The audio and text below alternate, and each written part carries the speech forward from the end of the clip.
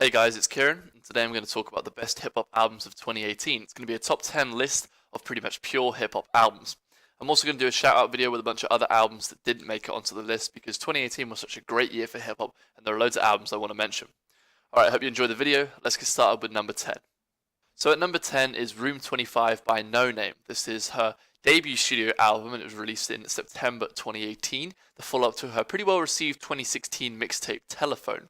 And what I like about this album is that it has a lot of great things going for it. It has the rich, jazzy instrumentals, but you also have the funny and introspective lyrics that the album brings as well. Even on the first track itself, there is a lot of comedy that Noname finds in the idea that she's not a rapper, or people don't perceive her as a rapper, and she sort of spins that on its head in quite a funny way. The album also doesn't overstay its welcome. It's just 34 minutes, although I could happily listen to it for a little bit longer, to be honest. I think in the future, Noname can definitely have a wider scope and look to produce a project that's 45 minutes to an hour. I think she's definitely got the capacity to carry a record for that long. And some of my favourite tracks, as I said, Self, the opener, but also the single Blaxploitation and one of the latest songs, Montego Bay. Definitely recommend give this album a listen. Okay, moving on to number 9, we have Nipsey Hussle's album Victory Lap. Now, this is the Grammy-nominated debut studio album from Nipsey Hussle. It was released way back in February of 2018, although I only listened to it quite late in the year. Just sort of slipped under the radar, to be honest, until it got that Grammy nod. But it is arguably the best G-Funk / gangster rap album of the year. It is the album, if you want to listen to something that reminds you of the G-Funk 90s West Coast sound, it is definitely the best album of the year for that sound. However, that doesn't mean that it's stuck in the past. It also modernizes that sound. There is definitely a trap influence. There is definitely modern, relatable lyricism from Nipsey Hussle. Some of the songs remind me of The Game, if you've listened to his music, and it also features other West Coast stars on it, like YG and Kendrick Lamar. The album pushes just over an hour, which I think is about right for this project. And although the lyricism may not be the most original thing at all times on this album, there are a lot of familiar themes being talked about by Hussle. He still finds a way to make them relevant to the modern age. And I think definitely he's sort of carrying the torch for that hustle mentality on the West Coast right now. So if, like me, this album slipped past you for some reason in 2018, please do give it a listen. It's the number 9 on my list this year. Some of the best tracks include the second track, the single Last Time That I Checked, which is the feature with YG, and also Blue Laces 2, but I could mention other tracks as well. It really is a very interesting project. I would recommend you give it a listen. Coming in at number 8 is the album Quarter Thing by Joey Purp. This is the debut studio album by the Chicago rapper. If you're not familiar with him, he's related to artists such as Vic Mensa and Chance the Rapper through the Save Money rap collective. He's influenced by a lot of other rappers in the Chicago scene. This album is pretty underrated, I think, for 2018. I didn't hear a lot of people talking about it. I didn't see it getting enough attention, in my opinion. I really think this is a great album. There's some great production on this album with piano and beats on many tracks, some really catchy hooks as well. And Joey has not only a really interesting flow, but also a pretty unique voice in hip-hop right now. Sometimes it feels like with some rappers, they sort of blend into a lineup. Not with Joey. He's got this kind of higher pitched voice that always stands out, and I immediately know it's him. And some of my favorite tracks from this album include the opener, 24 Karat Gold / Sanctified, the song Look at My Wrist, the song Bag Talk, which was a single. But again, there's a bunch of tracks on this album. Definitely worth giving it a listen, especially if you have not heard of Joey Purp or this album before. At number 7, we have Ye by Kanye West. This is Kanye's 8th studio album and quite possibly his most personal effort yet. It was the second of the 5 sort of Yeezy season albums that were released back in spring/summer 2018. It's pretty short, like all those other albums. It's only 7 tracks and 23 minutes. And it features some very stripped back production, but I think that's kind of suited to this sort of emotional project. Kanye's verses are tight as ever, and there are also some great guest features. There aren't many, of course, because it's not a very long album, but the features from Party Next Door and Kid Cudi are incredible on this album. My favorite tracks include Yikes, No Mistakes, and Ghost Town, which I think is the standout track of this album. Ghost Town is one of my favorite songs of 2018, for sure. At number 6, we have Travis Scott's Astroworld. This is the heavily anticipated 3rd studio album from Travis Scott, following on from Rodeo and Birds in the Trap. Many people didn't think this album was going to come out, or that it would eventually come out under a different name or something like that, but it was finally released last year. This is one of the biggest albums of the year for sure. You've almost certainly heard it if you have even a cursory interest in hip-hop, and you will definitely have heard the biggest single from it, Sicko Mode, which I instantly knew was going to be a huge single when I heard it. The production on this album follows very much in the vein of what Travis is known for, that kind of psychedelic trap music that he's been doing for the last few years. His warbly auto-tuned voice is still present on this album, of course, along with some great verses and punchlines laced throughout the album. But this album is much more than Sicko Mode. There are other great tracks on this album as well, including Stargazing, No Bystanders, Wake Up, Houston Fornication, a whole bunch of great tracks on this album, definitely worth listening in full, and it thoroughly deserved the Grammy nomination that it received, although of course it didn't win. At number 5 we have Saba's Care For Me.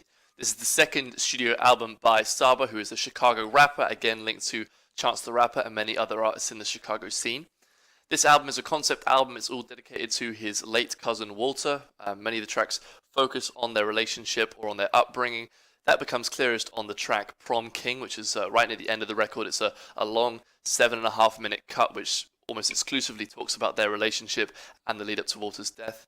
It's a very emotional track, much like this is a very emotional album in general. This is not an album that necessarily produced huge radio singles or that you'll hear being talked about on the radio, but I highly recommend, if you're a hip-hop fan, go and listen to this album if you haven't. Care For Me is really one of the best albums of the year. That's why it's at number 5 on my list. Other favourite songs from me on this album, other than Prom King, include Broken Girls, Life, and Grey. Okay, we're nearly there. We're now at number 4, and my number 4 album for 2018 is JPEGMAFIA's Veteran.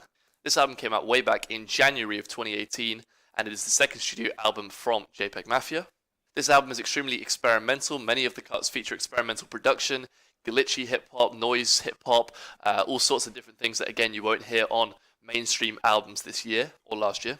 There are a lot of tracks on this album. It's only 47 minutes, but there is 19 songs on this album. That's because most of the songs don't go over the 3-minute mark. There are a couple that do, but it's ultimately a very tight album with a lot of short tracks that sort of put out an idea and then resolve it very quickly. This is definitely an album that is not necessarily, I don't always put it on for easy listening or while I'm gaming or something, but it's an album that if you have the time to sit down and listen to it, it really is quite an experience to hear all the way through. So don't let this one slip you by either. Some of my favourite tracks on this album include Thug Tears, Baby I'm Bleeding, Whole Foods, and I Cannot Fucking Wait Until Morrissey Dies, which is an extremely funny cut at the end of the album.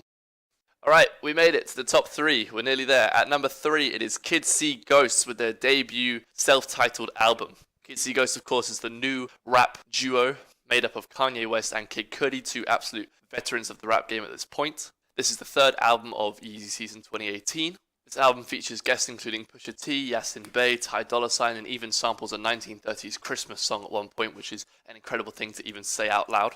The production, as you can imagine on a Kanye West produced album, is incredible.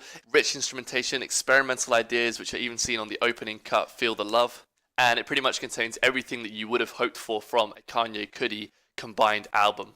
Cudi's singing, Kanye's rapping, everything here is in full force, and both artists are pretty much at their creative peaks, which is incredible to say because both have reached some brilliant peaks in the past as well. Again, this is an album you've likely heard if you're a hip-hop fan, but if you somehow didn't, please do give it a listen. It's an incredible album. It's difficult to pick favourite tracks on an album that is so short. Again, it's only 7 tracks and 23 minutes. However, if I had to pick, I would say Fourth Dimension, Free, and Reborn. Please do go and give this album a listen. It really is an incredible album.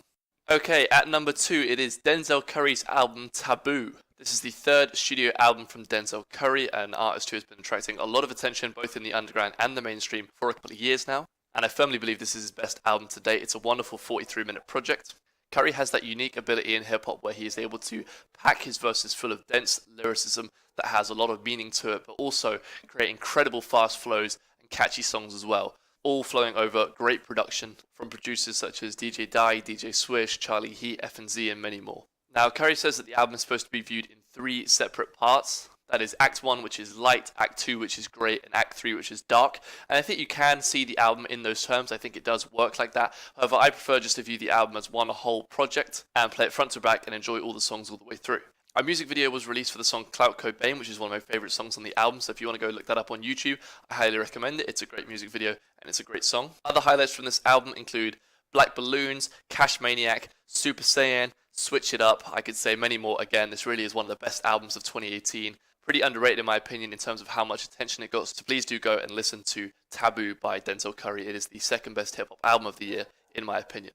And finally, the number 1 album, the best hip-hop album of 2018, in my view, it is Pusha T's Daytona. Now, this was the first album released in the Yeezy Season 2018. Much of the production is handled by Kanye West.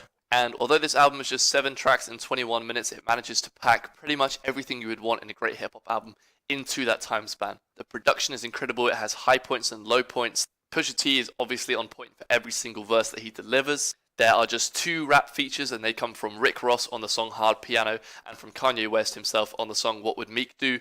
Both of those features are incredible. There are a couple of other singing features on hooks and so on this album, but those are the only rap features, and they are perfect. This album for me essentially showcases Pusha T, who is, one of the most important hip-hop artists of this decade and the one previously, at his peak, at his best, at his most lucid and devastating and funny and inspired.